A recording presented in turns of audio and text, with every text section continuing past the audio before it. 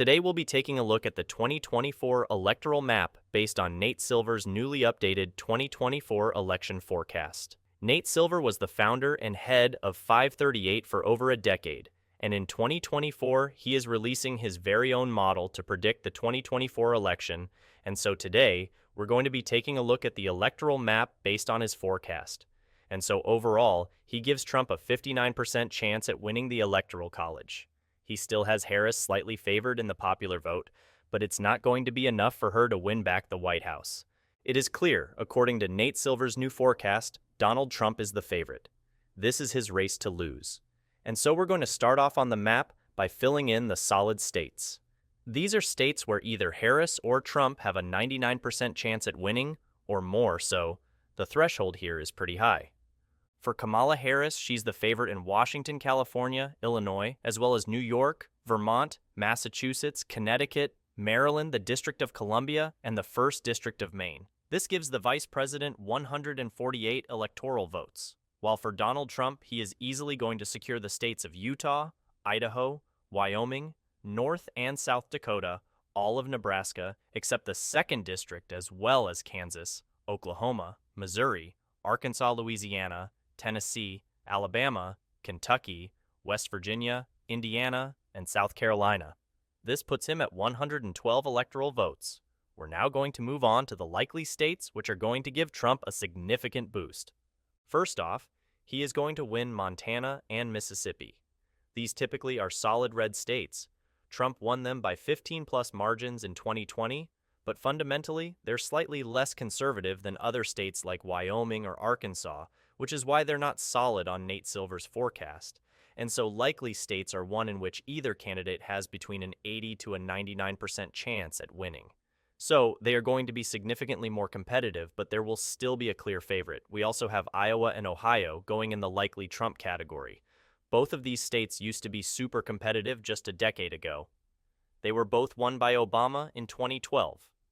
Democrats thought they could win it in 2016, but in the end, Hillary Clinton underperformed significantly and lost both Iowa and Ohio by nearly 10 points.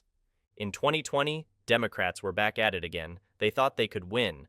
They eventually lost these two states by virtually the same margin, and today, Nate Silver's forecast gives Trump an 88.9% chance at winning Iowa and a 97.6% chance at winning Ohio for a third time in a row. And so, both of these lower Midwestern states are going to remain likely red. Trump will also win both Texas and Florida. This will give him a huge boost on the electoral map. 70 electoral votes alone just from the 2nd and 3rd largest states in the country in terms of population. In Florida, Nate Silver gives him an 87.8% chance of winning. This is pretty significant for Trump because in 2016, everybody thought Hillary Clinton was going to win Florida. I mean, Obama won it in both 2008 and 2012. Donald Trump was seen as a big underdog 8 years ago, and then in 2020, nobody thought that Joe Biden was going to do worse than Hillary Clinton in the Sunshine State. But in the end, Donald Trump somehow expanded his margin from 2016 to 2020, even though all the polls were saying that Florida would flip blue. Donald Trump came out on top, and in 2022, Republicans really cemented their dominance in Florida with the re-elections of both Marco Rubio and Ron DeSantis by solid margins. DeSantis was re-elected by nearly 20 points, and so Florida is no longer competitive. It is a Republican state, and that is what this forecast is saying. It is going to be likely red on our map. While in Texas, the former president has a 93.9% chance at winning. The Lone Star State is not going to be anywhere near competitive. In 2020, Joe Biden did do quite well, bringing the state down to just an R plus 5.6 environment, but that is no longer the case today. Kamala Harris is not going to perform nearly as well as Biden did 4 years ago, and so Texas will also be likely for the former president. We're now going to fill in the likely blue states for Kamala Harris, starting off on the West Coast with Oregon. It simply isn't as liberal as its northern and southern neighbors. In fact, the governor election here in 2022 went down to a single-digit margin. We also have Hawaii. Biden's handling of the Maui fires has been really poor, and that is one of the main reasons why people think Hawaii is going to be significantly more competitive than it was 4 years ago. In fact, Joe Biden did worse in Hawaii in 2020 than Hillary Clinton did in 2016. This is a state that is generally moving to the right, although it will take a very long time for Republicans to win here, as it is still one of the top 5 most liberal states in the country. We also have Colorado and New Mexico. According to the forecast, Trump has just a 3% chance at winning Colorado and a 1.33% chance at winning New Mexico. So, these two states do still favor Democrats, although generally they are shifting back in favor of the GOP, especially New Mexico. Trump lost the state by 11 points in 2020. He's probably going to cut that down to just a 6 to 7 point margin this time around. And in the future, as Democrats continue to have issues with Hispanic voters, New Mexico is only going to get increasingly competitive. Up in the Midwest, this is Tim Walz's home state. Minnesota's 10 electoral votes are likely to go to Kamala Harris. She currently has an 82% chance at winning, so it's barely likely blue even though she is literally running with the state's governor. If Joe Biden had stayed in the race, there's no doubt Trump would be the favorite right now in Minnesota, but Harris has sort of avoided disaster by picking the state's governor to be her vice president, and Minnesota is barely going to scrape by as likely blue on this map. While up in the Northeast Rhode Island, New Jersey, and Delaware are also going to be classified as likely blue. They simply aren't as liberal as many of their northeastern neighbors. And up in Maine, according to Nate Silver's forecast, Kamala Harris has an 88% chance at winning. It is still going to be a lot more competitive than it was in 2020.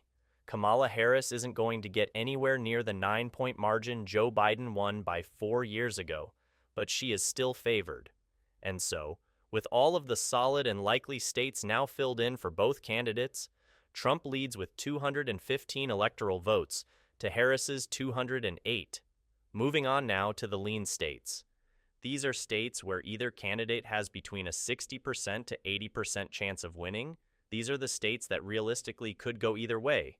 Even if Harris is winning by a lean margin in, let's say, Arizona, just as an example, there's still a very good chance, up to a 40%, that Trump could actually win it too.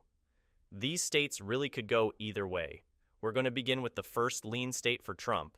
This is a state that I don't believe belongs in the lean red column, but it is Alaska. There was a recent poll where Trump wasn't doing that great, and that knocked his odds down. But really, in the end, there's no way Harris is going to win here. Alaska is probably going to be solid red, but in this forecast, it will just miss out on being likely, so it will be placed in the lean Republican category. We also have the 2nd District of Maine, where the odds for the former president sit at 73.4%, but there's no doubt he is going to win it, considering his success in both 2016 and 2020. Moving down to the Rust Belt, we have 3 more lean red states, and then 1 more in the Midwest. I think the most obvious one here is North Carolina, with 16 electoral votes from the Tar Heel state. It is the only battleground state that Trump won in both 2016 and 2020. It's a state that went to him by nearly 4 points in 2016, and then by just over 1 in 2020. It's a state that has only gone blue once since 1976, and that was Barack Obama's victory in 2008. There's no way Kamala Harris is going to be the second Democrat to win here in 50 years.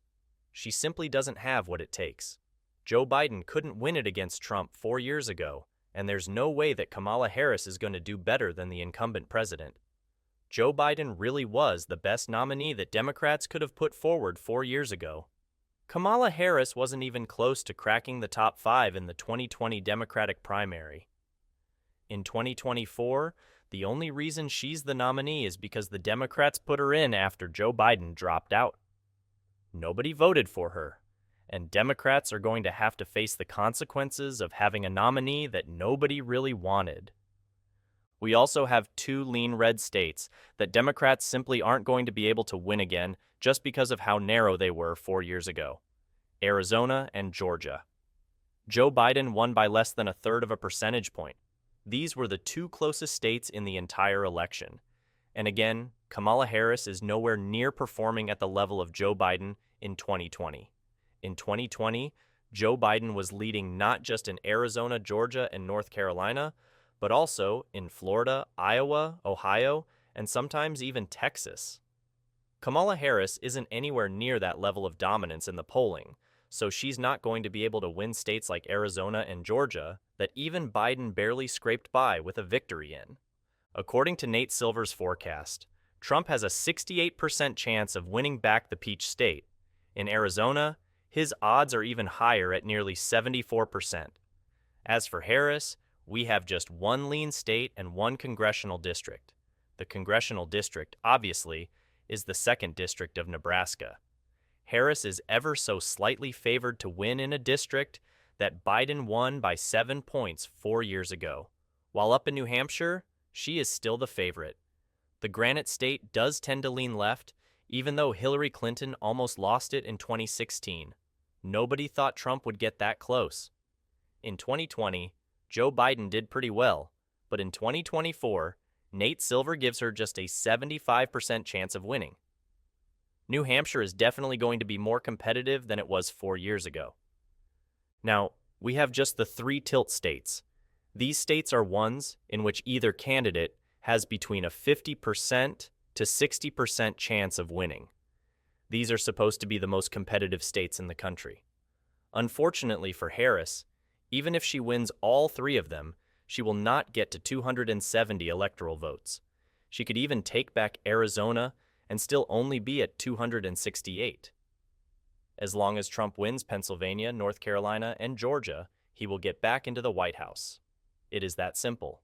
As of right now, Trump has an over 60% chance of winning all 3 of these states, along with Arizona. Even in Nevada, Wisconsin, and Michigan, Harris is not the favorite. According to Nate Silver's forecast, the vice president has nearly a 41% chance of winning Nevada, with Trump at 59%. The Silver state is almost going to be lean Republican. It probably will be in a few days, but as of right now, it will still be a tilt state. While up in Wisconsin and Michigan, we do have a slightly tighter scenario, where Harris is at 49% in Wisconsin and 48% in Michigan, with Trump at 51% and 50% respectively. These 2 states are probably going to be the 2 closest in the entire country. The only reason Harris isn't doing worse in Wisconsin is because she chose Minnesota Governor Tim Walz to be her running mate, and Walz is currently boosting Harris in neighboring Wisconsin. However, in the end, these 2 states won't really matter if Trump has already taken Pennsylvania, Nevada, and Arizona. Wisconsin and Michigan will be tilt red on the map, but all they will do is continue to add to Trump's tally. And so, according to Nate Silver's 2024 election forecast, Donald Trump is on track to win with 312 electoral votes, while Harris is at 226. This would be a pretty abysmal performance, the worst for any Democrat since 1988. Trump will be on track to easily clinch a 2nd term,